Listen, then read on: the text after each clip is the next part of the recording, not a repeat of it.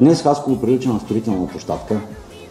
То е защото избрахме модерното развитие на града ни и вярвам, че и ние и Общинския съвет сме взели най-правилните решения, за да го осъществим. А Хасково се развива, това е факт. И едно от доказателствата за това нещо е, че все повече млади семейства се връщат да живеят тук или избират нашия град за свой дом. Вярвайте ми, това ме радва повече от всяка една лентичка на който и да е нов обект. Обаче като Бойко Борисов реже лентички. Не знам дали чухте, дами и господа, какво каза господин Дечев на празничната сесия, която се проведе. Кога се проведе тази сесия? На 8 септември, Деня на Хасково. Деня на Хасково. Точно така. Деня на Хасково беше, когато не дадоха награда на Балабанов. Нали? Да, така, това е да уточним. Голяма подигравка с великия поет. И чухте какво каза господин Дечев, че Хасково се е развивал Модерно, по модерен път, вървял по някакъв модерен път, сигурно азиатски път, не е някакъв европейски, аз съм сигурен в това И нещо. все повече млади хора се завръщали в града, Да. обаче статистиката е съвсем друга. Статистиката показва, че населението в областта намаля, но в Хасково като цяло, защото в областта намаля, логично и в Хасково да В намаля. община Хасково. Да, само че какво искат младите? Нека си зададем този въпрос.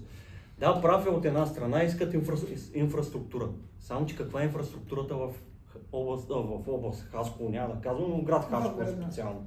Защото общината, пък ако излезем от общината и погледнем селата, там положението е страшно. Но в самия град каква е ситуацията? Ситуацията е такава, че град Хасково е един от най-зле изглеждащите областни градове, поне според моите впечатления, които аз като народен представител обикалям постоянно държавата и виждам в какво състояние са другите областни градове. Рядко срещам по-лоша инфраструктура, рядко срещам по-разбити улици. ВК-то, между другото, задавахме един въпрос към ВК-то. Спомняш ли се горе-долу като процент? Около 75% където е загубата на вода. Тоест 70% водопреносна мрежа за подмяна, нали? Те така я водят. Точно така. 75% за подмяна водопреносна мрежа. Това е много важно да споменем, че средните аварии на денонощие са между 2 и 3 аварии дневно. В града? В града. Говорим не в общината. Не в общината, а в града са 1,3. Тоест всеки ден имаме минимум по една авария. Така. Тротуарите също са разбити. Много е трудно майка с детска количка да мине по тези разбити тротуари. Така ли се привличат младите хора и имат възможност да създават семейства тук с разбити тротуари, с дупки по улиците? Значи улиците са разбити, тротуарите почти липсват или където ги има са в лошо състояние, да го кажем така най-общо. Закриват се училища, защото явно имат млади хора, нали? Аз поне в последните 10 години, откакто управлява ГЕРБ, знам за 2, 3, 4, 5 училища, които са затворени. Не знам ако... 30 и няколко села, които има в община Хасково, 36 села, може би в 4 или 5 села само има училища. Така, както казваме, много е важно да се знае следното, че са закрити училища през последните 10 години, откакто управлява ГЕРБ. Няколко училища бяха закрити. Аз на първо четене се сещам за Христо Ботев, Иван Вазов ли беше другото? Да. ТМС-то също отделно всяка година падат по няколко паралелки, Иван Рилски. От 6 паралелки в момента са на ръба на петата, втора, трета поредна година се борят да запазят петата паралелка. Едвам на Косъм мисля, че запазиха тази година. Едвам я запазиха в Христо Смирненски. В Смирненски са вече 3 паралелки, първи клас. Бяха 4. Бяха 4. Да. Така че това е ясен признак, че младите хора не се завръщат, напротив, бягат от Хасково. Но каква е основната причина едно младо семейство да избяга? Да кажем, все пак има училища, не е някое малко село, нали? Тук говорим за голям областен град. Има училища, има детски градини и то свободни места, нали, както разбираме. Каква е основната причина? Основната причина, според мен, че първо, в Хасково е ниско заплащането. Колко беше средното заплащане за в област Хасково. Аз, доколкото си спомням, по статистика бяхме на последните 2-3 места по на заплащане. дъното по средна годишна заплата. Някъде около 1800 или 600 беше, нищо. 1820 лева средно според данни от Националния статистически институт. Така, значи имаме ниска средна работна заплата. Най-важното, няма работа за младите. Примерно, сега да кажем един инженер или някой специалист в дадена област, къде ще почне работа тук в Хасково.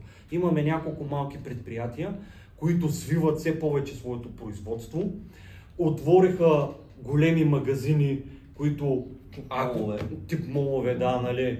Дечев, ако говори за големите инвестиционни проекти, ако за мен това не е инвестиция. В смисъл да отвориш голям магазин, в който да идва чужда стока, да се вкарва тук и заради това нещо да фалират всички малки производители, да затворят над 100 магазина в града ни.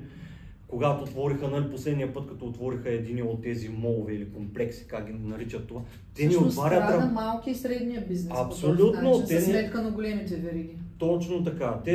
Фактически те ни отварят работни места, не осигуряват, напротив, унищожават малки магазинчета, унищожават малки производители, шивашки фирми и така нататък. Те всички трябва да свият производителността си, особено ако е някаква малка фирмичка, която се крепи на това, че продава на няколко магазина, да кажем, стоката си или на Димитроградския пазар.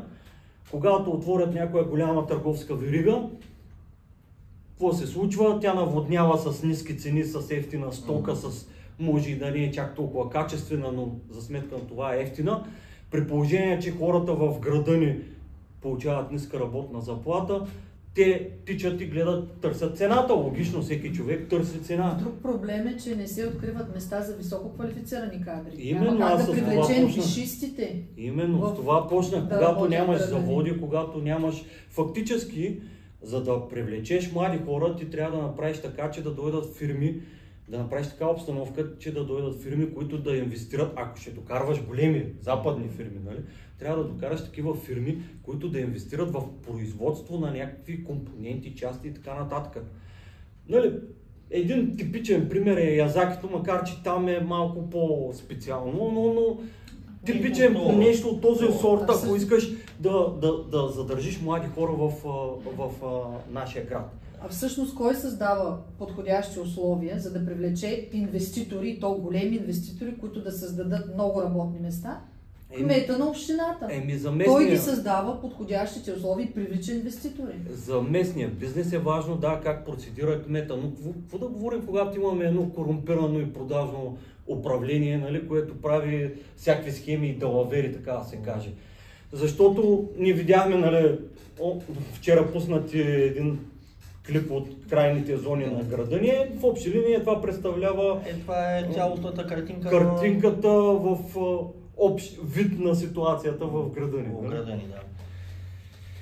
За съжаление, айде да не обичам, в момента ми идват няколко лафа на ум, но сме затънали в мръсотия и прасетата газят отгоре ни, така да се каже. Нормално е, когато управляват ГЕРБ и ДПС. Тези неща се случват не само тук в Хасково. Там, където са намесени, особено в комбинация двете формации, нещата стават страшни. И аз не знам с какво самочувствие излиза кмета. Мога да дадем няколко примера, между другото в емблематични примерите, и аз не може да даде специално. Парка на Деня. Парка на Деня. Идеалният проект, в който се освоиха около 10 милиона, колко беше? Близо 9 милиона, почти 10. Първия път 8 и нещо, след това пак финансираха милиони нещо, 10 милиона лева е само парка на Деня. Не, чакай секунда. Искаш да кажеш, че парка на Деня, аз честно казвам, не знам къде са тези 10 милиона. 10 милиона е много сериозна сума. Какво точно направиха? Събориха старите сгради, които бяха, взеха им тухлите там, камъните и всичко, което можеше да се използва. Изсякаха дървета, заравниха го и сложиха, какво направиха? Една площадка и 2-3 игрища, нещо такова. И това беше цялата. И 10 милиона. И къде потънаха толкова милиони? Явно някой е Аз имам бъркал в съмнение къде кацата. може да се отишли, ама всеки може да се отговори на това въпрос. Добре, паркаме на ДНА е ясно. Плувния басейн, комплекса. Колко беше инфраструктурният проект? Към милион и нещо беше? Милион и нещо, близо 2 милиона, а по официални данни 2 милиона, над 2 милиона и нещо. 2 милиона и 300 и 400. Ама чакай малко сега, те го направиха и той са спукани. Още Там имаше първата проблем. седмица. Първата седмица Протече. пощече, така да се Да, каже. да. Ма то- Той не само че протичи, те го и затвориха, пак му направиха ремонт, отново изсипаха там сумати пари. Да. Има ли смисъл от това цялото нищо? според Искаш вас? да кажеш работа. Ама няма Ама няма работа. работа. Йок работа. Да. Абсолютно. Така. Добре, аз не... Ма имаше и други проекти. Младост. Само докато сме на тази тема, знаеш ли колко е един час да отидеш на този басейн? Ти, примерно, ако решиш ти да отидеш или па не знаеш, Да, примерно със семейството искам да отида на 6,50 на час. 6,50 на час. На час, говорим на час. На час, не е да влезне. Ама чакай, искаш да кажеш, че хората не могат да влезне, примерно да плати 20 лева и цял ден да се Няма. съмбуркат. 50 на час. Да. Това го няма никъде. Какво значи на час? Какво гривни ли им слагат? Засичат ги на входа ли? Мисля, Датчици ли ги засичат? Как Ние ги... между другото ходихме твоята дъщеря там, нещо Да. да питаме Да проверим, за да, карта. какво е А, ние, тя може да влезе безплатно, но реално не е безплатно, защото за да влезе тя трябва да я придружава някой възрастен. Да, това е логично, да. Това е логично. Трябва и ти да си заплатиш съответната такса, ползваш, не ползваш басейна. Нали, трябва си Да, заплатиш, това, нали, не, такса. това е нормално, Да. това е разбираемо. Но въпросът е, че как засичат, мен ми стана интересно, как засичат на час, бе, човек? На никой плувен басейн няма почасово. Именно, влизане. примерно, Плаща аз си, отивам- може да стоиш цял ден. Там отивам в минерални бани, в минерална вода, давам да кажем 20 лева, може да е 30 лева, И но стоиш цял до- ден си може стоиш до, вътре. докато затворят басейна да стоиш. Никой няма да Добре, те таксува. басейна е ясно. почасово. Младост, Младост, дарил младост. колко беше там? Дарил младост, сега ще ви излъжа като цифри колко е. Те му ремонтираха терена, сега напоследък направиха и не знам дали обърна внимание, Трибуните. седалки, трибуните направиха, обаче няма съблекални. Ти не знам, някой дали е виждал стадион без Ама, съблекални. Имаше някакви фургони, дето слагаха топките, треньорите там. Знаеш Там ли- ли се събличат Знаеш ли децата? колко е смешно зимно време? Децата имат турнири, съдии идват примерно от Варна, от София, от Пловдив, идват и децата няма къде да се преоблекат. И се преобличат вънка на пътя. Или пък в едни фургони, но той фургона реално няма как, защото фургона може да събере 10-15 деца. Те идват целият отбор с съдиите, с треньорите. Вътре и студено. И е студено. Просто, не дай си Боже времето да е лошо, както днес, примерно. Пълен абсурд. И сега, в новия бюджет има заложени близо 300 хиляди лева, 200 и кусура, които карам по спомен, за изграждането на съблекални. Поредната сума, която е отпусната за стадион Младост. Значи там се фърляха доста пари, обаче в крайна сметка имаме нещо, което е от тук от там направено, колкото да има къде да тичат децата и до там. Да. Както И за са казали, публиката седалките не направиха. Сега ги направиха. Между другото, що горе приемливо, но за тия пари, които са отпуснати, Хубава работа, но българска, българска. както се казва. а Не, на залата- не, тук в случая е гербаджиска. Да. Хубава работа, ама гербаджиска. На стадион Младост имаше една зала, където тренираха, ти говори с тия треньори там, не помниш? Да, по борба. По борба. Я кажи за залата как капеше, беше Залата е чудесно. в плачевно състояние, тя се намира на стадион Младост. Вън зимата е по-топло отвътре. Децата тренират с трика. Вътре с яке студено, няма никакво отопление. Направен е ремонт на покрива, но некачествен и почва да тече. Така че стадиона е направен, а пък залата, която се намира по борба вътре, реално, е където в също много лошо тренират. състояние. Тренират Правят деца. някакви- С две думи искате да кажем, че инфраструктурата в град Хасково, спортната инфраструктура е под всякаква критика. Няма достатъчно зали, те са в окаяно състояние. Всички зали. Зала Дружба протече наскоро, Да. доколкото знам. Средства ще отпуснат ли сега за ремонтиране? Дечев обеща, когато беше публичното обсъждане на бюджета, че ще отпусне средства за ремонта на зала Дружба. Почти е края на годината, никакъв ремонт не е извършен. То може до година. Да за почака. следващия, Те парите може да отпуснат, ама ремонта след 2 години. Зала Спартак също е в лошо състояние, не е отопляема. Зала Юнаки, тя се руши. Всички спортни зали в Хасково са в лошо състояние. А в същото време се хвърлят много пари за други обекти, които и някъде потъват тези пари, вместо да се разпределят и да се направят всичките спортни зали. Тоест, инфраструктурата в града е зле, спортните зали са зле, като цяло няма работа, така да го кажем, защото един кмет не е длъжен да осигурява работни места, но поне да направи така, да се опита да привлече инвестиции в града или да направи нещо от този сорт. Сега пак знаем, че има един човек там над него, дето е народен представител, голяма клечка, той върти, дърпа конците, те тук марионетки. И той е с главно, те там са събрани, все с главно на всичките. Все дилямовци, наредени. Детските площадки също не се поддържат, някои уреди там са опасни дори за малките деца. Прави се нещо, но не се поддържа както трябва. И на този фон той казва, че младите едва ли не вече стягат куфарите и идват си от чужбина, напират да се прибират. Ама то е видно, всеки един, който е слизал в центъра, може да види колко заведения са останали само в града, колко магазини затворени, като тръгнеш, навсякъде има, на всяко трето има, дава се под наем, така да се каже, и ето на треката почти всичко затворено. Точно това щях да кажа, съвсем наскоро ми се наложи да търся шивач. Разбрах, че там на реката има шивач. Да, те са много шивачите там. Да търся един шивач, те половината магазини са дават под наем. Даже и повече. Даже и повече, и то на някакви не повече от половината. И аз наскоро ходих точно за шивачи. В петък вечерта, като излезеш, то града е пуст, просто няма млади хора.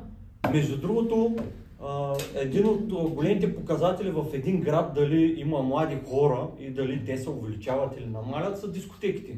Макар че вече не ходиме на дискотеки, но това е показателно. Когато ние бяхме млади, нали, аз помня в Хасково имаше над 11, 12, 13 дискотеки, нещо такова. Сега Возлови.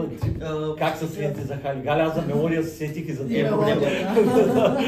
А сега в момента 2 или 3 са, колко са дори... И бяха пълни. Бяха пълни. Вечерта в петък, в събота, то беше като пазар направо. Излизаш от дискотеката, целият център пълен. Да, не можехме да се разминиме по главната на закуските, в центъра опашка се получаваше. Къде са тези млади хора? Няма ги. Това между другото е огромен проблем и е част от цялата ситуация в държавата. Демографският проблем е изключително огромен и това е следствие на управлението на ГЕРБ и ДПС в последните 20 години в цялата държава, защото те не са спряли да управляват държавата. Нека да си припомним, преди да се казва ГЕРБ, се казваше НДСВ, преди това се казваше СДС. Нали? Това хората да го знаят. ДПС от тогава, от 98 Костов, 97 като дойде на власт, от тогава ДПС неизменно са в част в управлението. После с БСП бяха в управлението на държавата. И много интересно, че никой не говори за тази демографска криза. Освен нас. Ама ти видя. Спомня си как забия Зафиров, като му казваме социалиста Зафиров, големия председател на партията, когато... Да мънка, да хлеб. Ама нека да кажем за хората, Костадинов, когато му зададе от трибуната въпроса за демографската криза, и Зафиров излезна и не можа да каже, а той отговаря за този въпрос. Той отговаря. Той не можа да каже 2 изречения. Той заби, блокира, седна си, после рева там на местото си. Аз спомням, те камерите не го даваха. Той рева, държа се за главата, един час дадоха почивка, за да може да се усафери горе-долу, за да излезе да каже едно изречение на кръст. Добре, и на фона на това всичкото, колко нагъл трябва да си да излезеш и да кажеш нещо подобно? Това, което каза Дечев. Те са самозабравили се. Моят извод е, тези хора са самозабравили се, те не знаят къде се намират, това не е смисъл на думата. Защото ако един човек знае къде се намира, като Дечев, като кмета Дечев, той като излезе на улицата ще го е срам. Ама ти дали излизат на улицата още? Виждам, преди го виждах, сега не знам. Сега се е скрил. Между другото, Хасково като положение, като възможности е подходящ за отглеждане на малки деца. Нали, аз съм майка на 2 деца, знам и говорил съм с други майки, но просто няма условия. Корумпираното управление на ГЕРБ с годините разруши града.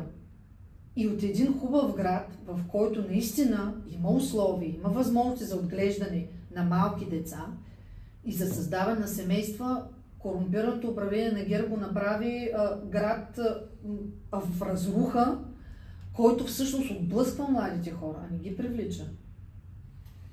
Много сериозни термини използваш. Дечев не мисли така, бе. Той прогресира, бе.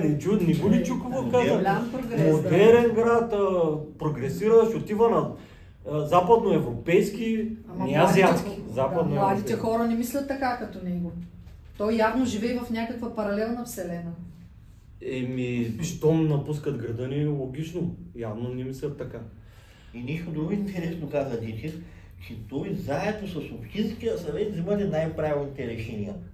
И тук е мястото да кажа, че ние не участваме в взимането на тези решения, които Дечев споменава. Защо? Защото винаги сте против тяхните решения. И без смисъл поне на 99%, които са От 2 години, откакто е почнал този Общински съвет, новия мандат, абсолютно нищо не е правено за хората. Вдигнаха данъците, вдигнаха таксите, вдигнаха си заплатите няколко пъти. Синята зона. Ние сме участвали в това нещо.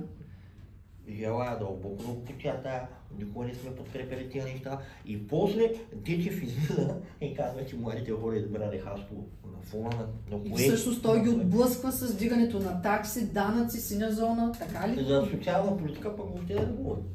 Ги приключа.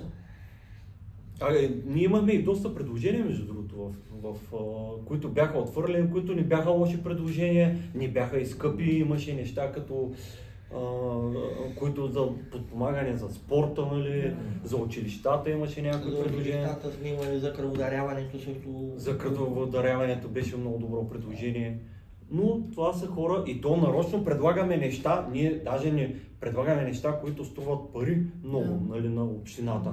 Защото знаем, че абсурд, за тях е само как беше ля ръка, 10 джоб, някакви такива. Те нямат полза от тях, няма далавера и съответно не ги приемат.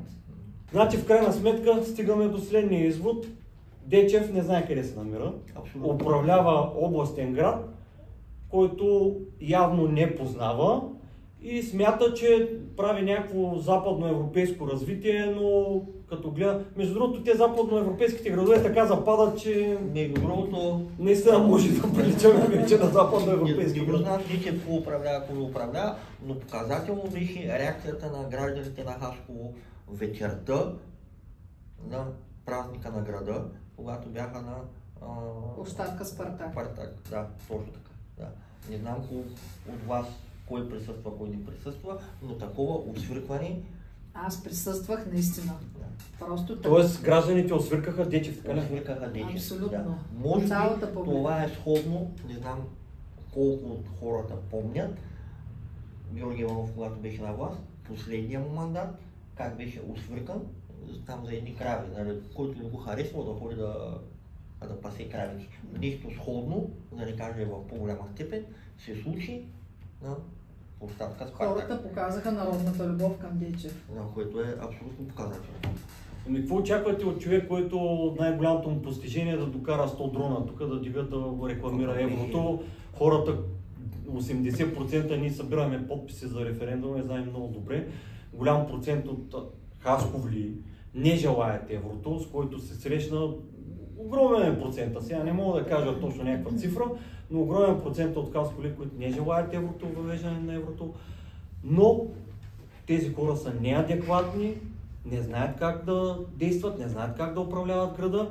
Множеството от сигналите, които получават са от нас за проблеми в града и чак тогава те се наместват, падат дървета, стълбове, пълна разруха, както каза Красимира, и на всичкото отгоре на празницата сесия нашия кмет излиза, нашия кмет, казвам в кавички нашия, нали?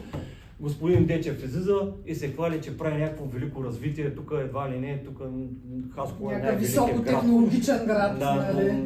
някой град стил Китай, нали, където гледаме по клипчетата. Така че приключваме с това, всеки да си направи от вас, дами и господа, да си направи преценката, адекватни ли са управляващите на град Хасково и до кога ще ги търпите.